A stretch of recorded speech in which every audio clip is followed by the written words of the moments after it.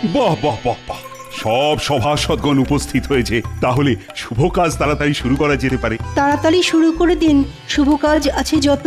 অধীর আগ্রহে সব সভাসদ আছি অপেক্ষারত।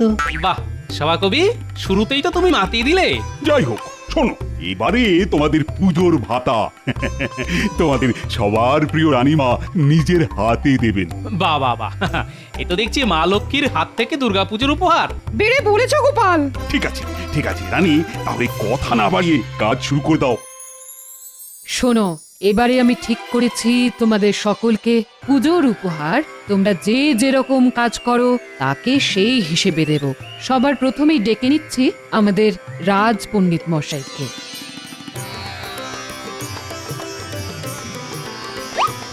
তুমি রাজ পণ্ডিত, সেই জন্যে তোমার জন্য এবছর এই 10টা মোহর আর একটা ধর্মগ্রন্থ উপহার দিলাম। ধন্যবাদ রানীমা, আমি এই গ্রন্থ অবশ্যই অধ্যয়ন করব। এরপরে আসবে রাজ জ্যোতিষী।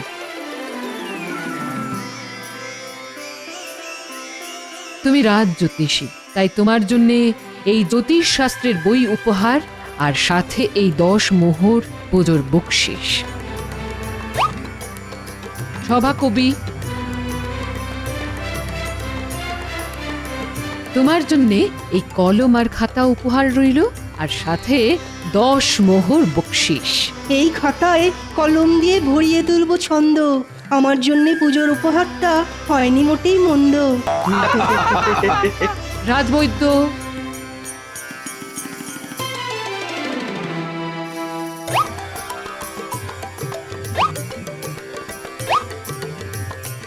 এরপর আসবে গোপাল।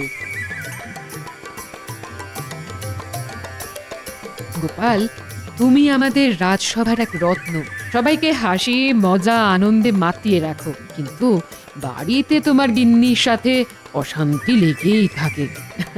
তাই তোমার জন্য এই 10 মোহর পুজোর বকশিস আর তোমার গিন্নির জন্য এই শাড়ি উপহার রইল। তাহলে তোমার বাড়ির পরিবেশও হাসি খুশি থাকবে। ধন্যবাদ রানীমা, এই শাড়ি পেয়ে আমার গিন্নির রাগ গলে একেবারে জল হয়ে যাবে, তারপর ওই জলেই আমাকে ডুবে থাকতে হবে। গোপালের এই কথা থেকে প্রমাণিত হলো যে রাগ বরফের মতো কঠিন পদার্থ। রাগ কমে গেলে সেটা জলের মতো তরল পদার্থে রূপান্তরিত হয়। এরপর আসবে মন্ত্রী। মন্ত্রী, তুমি তো আমাদের রাজ্যের মহারাজের পরে সবচেয়ে সম্মানীয় পদে রয়েছ। তোমার কর্তব্য রাজ্য পরিচালনার জন্য মহারাজকে সঠিক মন্ত্রণা দেওয়া, কিন্তু মহারাজ সেই দিক থেকে কোনো দিনই তোমার কাছ থেকে উপকৃত হননি। তাই তোমার জন্য অতিরিক্ত কোনো উপহার নেই, শুধু রয়েছে এই 10 মোহর উপহার। ধন্যবাদ, আমি এতেই খুশি রানীমা। সবাই পেল, একটা গোপাল পেল, আমি পেলাম না। ঠিক আছে, তাহলে রাজসভা আজকের মতো এখানেই সমাপ্ত। তোমরা জমিয়ে পুজোর কেনাকাটা করো, আনন্দ করো, আর সবাই রাজবাড়ির পুজোয় এসো কিন্তু।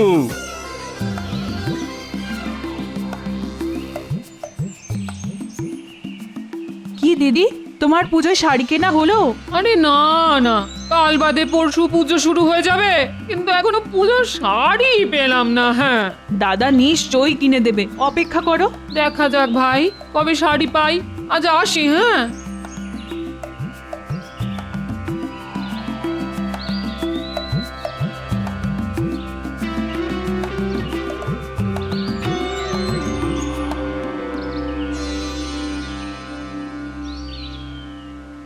সুস্বাগতম সুস্বাগতম, চলমান দেবী এসে পড়েছেন। বাবা, নাটক যত, সামনে থেকে সরে পড়ো তো, মেলা কাজ পড়ে আছে। দূর, কাজ তো করবেই গিন্নি, কিন্তু তার আগে এই নাও, ধরো। এটা কি? হ্যাঁ, মা দশভুজার পুজো উপলক্ষে আমার বাড়ির দ্বিভুজা দেবীর জন্য উপহার, খুলে দেখো। ও মা, কি সুন্দর শাড়ি! এটা আমার জন্যে? টানা তো কার জন্য হবে গিন্নি? তুমিই তো আমার বাড়ির দ্বিভুজা দেবী, তুমি আমার শরতের পেঁজা তুলোর মেঘ, তুমি আমার কাশফুল। শাড়ি তো পেলাম, তা গয়না কানের দুল? তাও এনেছে গিন্নি, করিনি কোনো ভুল। ও মা, কি সুন্দর কানের দুল গো, কি সুন্দর গয়না। উপচে পড়ছে আনন্দ, প্রাণেতে আর সয় না। যাক বাবা, রানীমা শাড়িটা দিল বলে শুধু গয়নার উপর দিয়ে পুজোর খরচ মিটে গেল।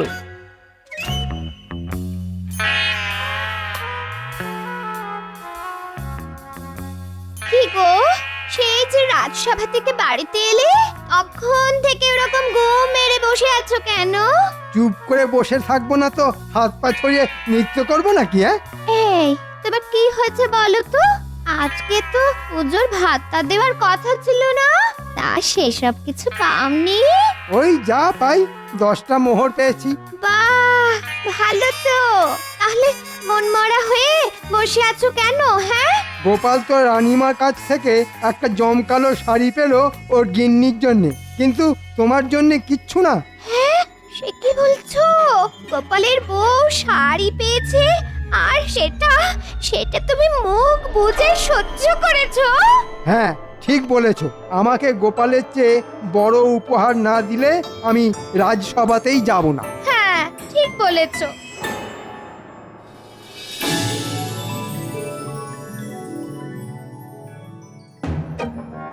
এ কি, রাজসভায় সবাই আছে, তবুও যেন কেউ নেই মনে হচ্ছে। আগে আজ মন্ত্রী মশাই আসেননি এখনো। যা বাবা, মন্ত্রীর আবার কি হলো? বোধহয় পুজোর বকশিস পেয়েই কেনাকাটা করতে বেরিয়েছেন। মন্ত্রী মশাইয়ের পুজোর আগে আবার হঠাৎ করে অসুখ বিসুখ হয়নি তো?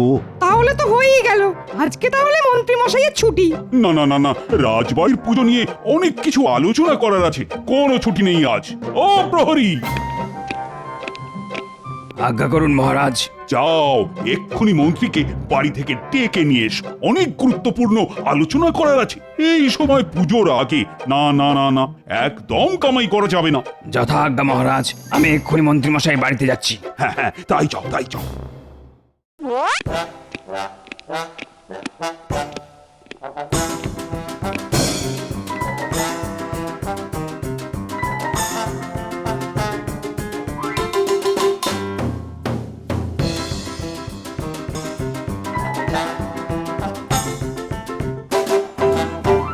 মন্ত্রী মশাই, ও মন্ত্রী মশাই, বাড়িতে আছেন?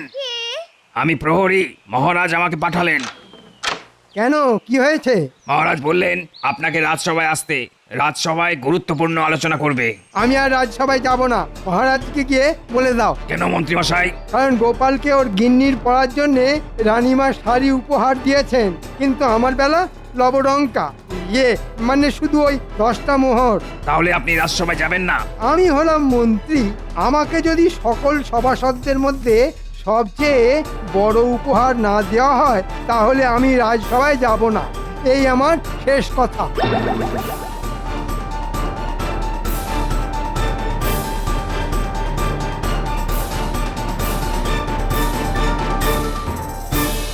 ওই তো প্রহরী এসে গেছে। কিন্তু কই, প্রহরীর সাথে তো মন্ত্রীকে দেখছি না। মহারাজ, মন্ত্রী মশাই আর রাজসভায় আসবেন না বলে দিলেন। হ্যাঁ, পুজোর বকশিস পেয়েই রাজসভার চাকরি ছেড়ে দিলেন। কেন, মন্ত্রী রাজসভায় আসবে না কেন? মন্ত্রী মশাই বলেছেন ওনার চেয়ে গোপাল বেশি ভালো পুজোর উপহার পেয়েছে, তাই ওনাকে যদি সকল সভাসদের মধ্যে সবচেয়ে বড় উপহার না দেওয়া হয় উনি আর আসবেন না। এ আবার কেমন বায়না? এসব বায়না নয় মহারাজ, এ হলো হিংসে। রানীমা আমার গিন্নির জন্য শাড়ি দিয়েছেন, তাই মন্ত্রী মশাই হিংসায় জ্বলে পুড়ে মরছেন। এ তো মহা সমস্যা হলো। সত্যি তাই, মন্ত্রীটা না চিরকাল হিংসেই করে এলো। মহারাজ, অত চিন্তা ভাবনার কিছু নেই, আপনি ছেড়ে দিন।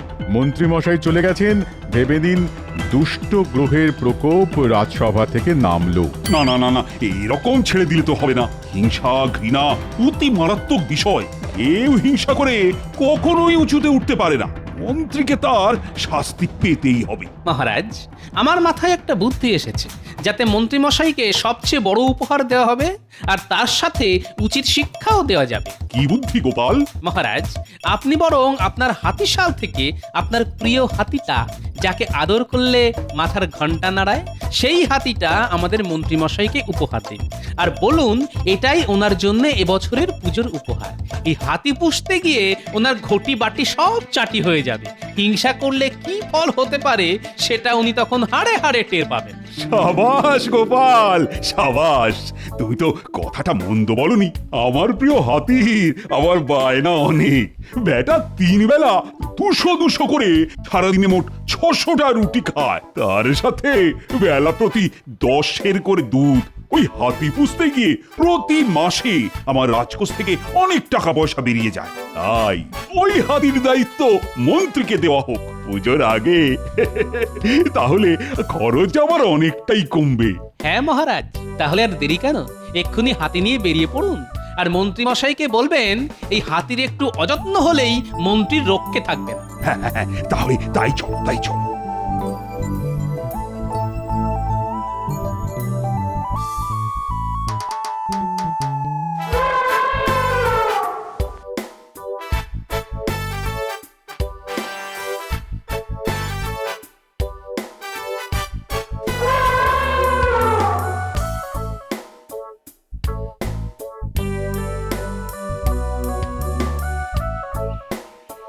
মন্ত্রী, ও মন্ত্রী, ও মন্ত্রী মশাই, মন্ত্রী মশাই, ও মন্ত্রী মশাই, দরজা খুলুন। আপনার জন্য মহারাজ উপহার এনেছেন। দরজাটা খুলুন। কি সৌভাগ্য! মহারাজ, আপনি আমাদের বাড়িতে এসেছেন। একেবারে মন্ত্রীর জন্য পুজোর উপহার সাথে করে নিয়ে এসেছি। কি উপহার এনেছেন মহারাজ? হ্যাঁ, আপনার প্রিয় হাতি আমাকে দান করছেন? হ্যাঁ মন্ত্রী, আমি অনেক বিচার বিবেচনা করে দেখলাম তোমাকে সব থেকে বড় উপহার দেওয়াই উচিত, আর তাই এই হাতিটাই সেরার সেরা উপহার হবে। ওগো, হাতির খোরাক তো অনেক, তুমি পারবে তো সামলাতে? সেসব তুমি বাদ দাও, আমি বুঝে নেব। ধন্যবাদ মহারাজ, আপনার এত উদার হৃদয় আমার জানা ছিল না। ঠিক আছে, ঠিক আছে, আর তো সামুদ করতে হবে না। দেখো মন্ত্রী, হাতি তোমাকে যখন উপহার দিলাম, তাহলে এই হাতির ভরণ পোষণের সমস্ত দায়িত্ব কিন্তু তোমার। হ্যাঁ মহারাজ, সেটাই তো স্বাভাবিক। আমি যখন এই হাতির প্রভু, তখন আমি সব দায়িত্ব নেব। মাহুত, এই হাতি কি কি খায় সেটা তুমি মন্ত্রীকে জানিয়ে দাও। এ হাতি না মহারাজের প্রিয় হাতি। এ উল্টো পাল্টা খড় ভুসি কিচ্ছু খায় না। এই হাতি 3 বেলা দুধ দিয়ে রুটি খায়, তা আবার ভালো করে আখের গুড় দিয়ে মেখে দিতে হয়। মোট 600টা রুটি খায় সারাদিন। সকালে 200, দুপুরে 200 আর রাত্রে 200। প্রতিবার 10 করে দুধ চাই হাতির, নইলে কিন্তু রেগে যায়। এছাড়াও সারা দিনে 3 কাঁদি বর্তমান কলা তো দিতেই হবে। হ্যাঁ নয়, হ্যাঁ, হাতির যত্নে যদি কোনো ত্রুটি হয়, তাহলে আমি মা দুর্গার প্রতিমা বিসর্জনের সাথে সাথে তোমাকেও বিসর্জন দিয়ে দেব। মন্ত্রীমশাই, শুরু করে দিন। দুপুর হয়ে গেল, হাতির খাবার বানানো শুরু করে দিন। বিকেলে রাজবাড়ির মাঠে এসো মন্ত্রী, আজকে দুর্গা মায়ের প্রতিমা সাজানো হবে। কি হলো গিন্নি, হাঁ করে দাঁড়িয়ে দেখছো কি? হাতির খাবার বানানো শুরু করো।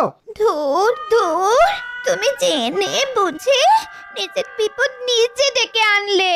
দেখো, মহারাজ যখন ভালোবেস উপহার দিয়েছেন, তখন সেটাকে যত্ন করার দায়িত্ব আমার। আমি দুধ, গুড় আর আটা নিয়ে আসছি, তুমি উনুন ধরাও। আচ্ছা আচ্ছা, ঠিক আছে।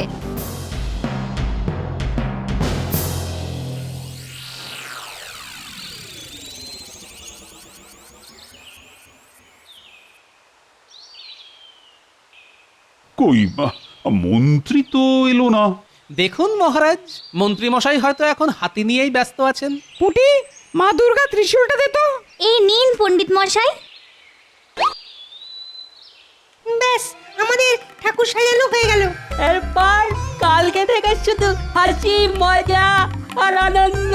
পণ্ডিত, কালকে তো ষষ্ঠী, বিকেলে ষষ্ঠী পুজো কখন হবে? গোধূলি লগ্ন পেরোনোর পরেই ষষ্ঠী পড়ে যাচ্ছে। সবাই চলে এসো কিন্তু। হ্যাঁ মহারাজ।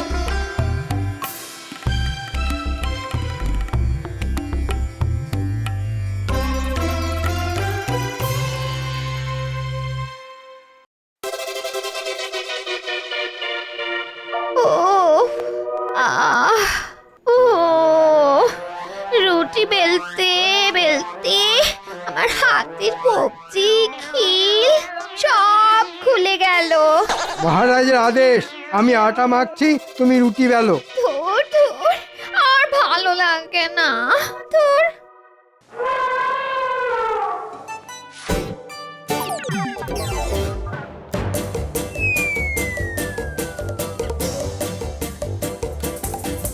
আরে বাবা, দিচ্ছি দিচ্ছি।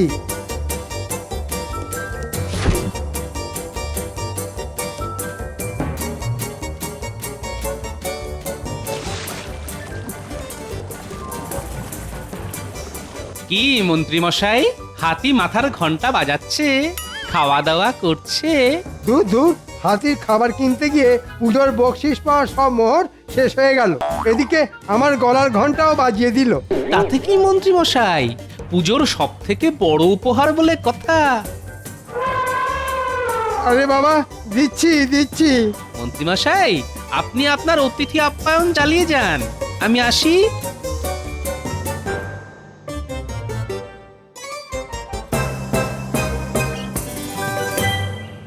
এবার নবপত্রিকা সাজানো হবে। কি ন্যাপলা গুলটে পুটি সবকিছু জোগাড় করে এনেছিস তো?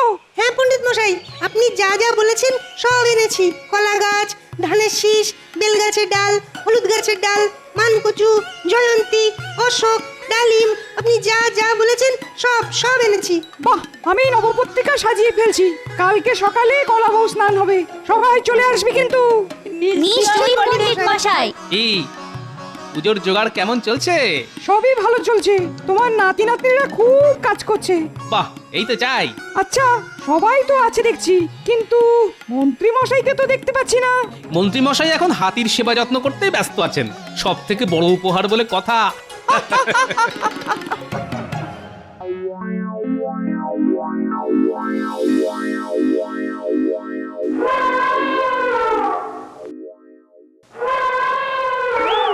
ওই দেখো, আবার সকাল সকাল ডাকাডাকি শুরু হয়ে গেছে। উফ, কি জ্বালা! এ দেখছি একটু শান্তিতে ঘুমোতেও দেবে না।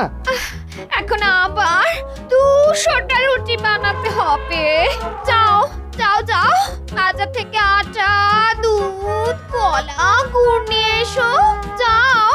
এ বাবা, এই তো কালকে কত আটা, গুড়, কলা, দুধ আনলাম, এর মধ্যে সব শেষ। তা শেষ হবে না, সারাদিনে 600টা করে রুটি খাচ্ছে। ওহ, কি যন্ত্রণায় যে পড়লাম। এদিকে হাতে টাকা পয়সা ছিল, সবই তো কালকে হাতির খাবার কিনতে গিয়ে খরচ হয়ে গেছে। এখন আমি কি করি? তুমি যেখান থেকে পারো, যেভাবে পারো খাবার নিয়ে এসো। যাও, আমি রান্নাঘরে কালকের বাসন মাজছি। ও দূর দূর, এবার মনে হচ্ছে ঘরের জিনিসপত্র সব বেচে দিয়ে হাতির খাবার কিনতে হবে। তাহলে তাই করো, না হলে মহারাজ আমাদের রক্ষা রাখবে না।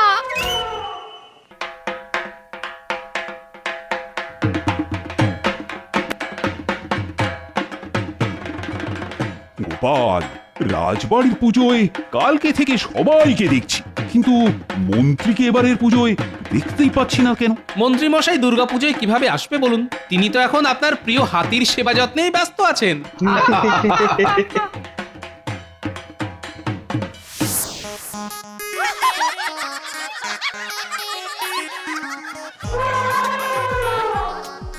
আরে বাবা, রুটি হচ্ছে। ও, আমি এবার মনে হচ্ছে পাগল হয়ে যাব। আমি আমি আর দিন রাত রুটি বেলতে পারবো না। রুটি বেলতে বেলতে হাতে ব্যথা হয়ে গেল।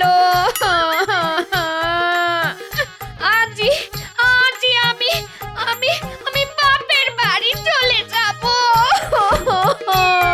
বাবা।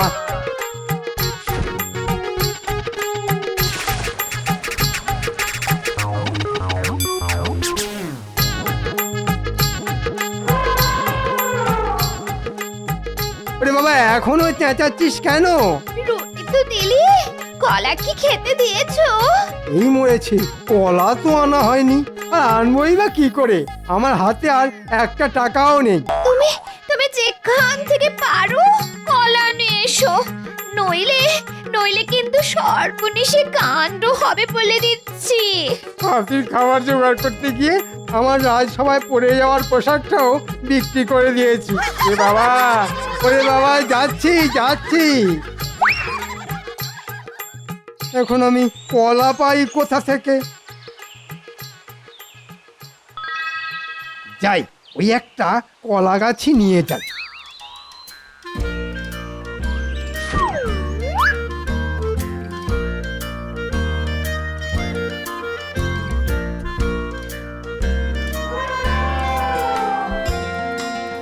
নে বাবা হাতি, নে কলা পাইনি, কলা গাছই খা। ওরে বাবা, মরে গেলাম রে। ওরে বাবা রে, বাঁচাও। বাঁচাও। মহারাজ রক্ষা করুন মহারাজ, রক্ষা করুন। এ কি মন্ত্রী মশাই, আপনার এরকম অবস্থা হলো কি করে? হাতির খাবার জোগাড় করতে করতে আমার সব শেষ হয়ে গেছে। নিজের পরিধানের বস্ত্র বিক্রি করে দিয়েছি। কেন মন্ত্রী, তুমি সব থেকে বড় উপহার নেবে না? না মহারাজ, চাই না আমার এই উপহার। একে পুষতে গেলে আমি রাস্তার ভিখারি হয়ে যাব। এই জন্যই মন্ত্রী মশাই, কারো ওপর হিংসা করতে নেই। আমরা যে যতটুকু পাই ঠিক ততটুকু নিয়েই সন্তুষ্ট থাকা উচিত। থাম, তোকে আজই হাতিশালে আবার পাঠিয়ে দেব। আর মন্ত্রী, তুমি যদি ফের গোপাল বা অন্য কারোর ওপর হিংসে করো, তাহলে কিন্তু তোমায় এই রাজ্য ছাড়া করব আমি। ভুল হয়ে গেছে মহারাজ, আপনি আমায় ক্ষমা করুন। ক্ষমা করার আমি কি? মা দুর্গার কাছে ক্ষমা চাও। হে মা দুর্গা, আপনি আমায় ক্ষমা করুন। এরকম ভুল আর কোনোদিন করব না, কারো ওপর হিংসে করব না। পুষ্পাঞ্জলির সময় হয়ে গেছে, সবাই হাতে ফুল বেলপাতা নিন। মন্ত্রী মশাই, আপনিও নিন।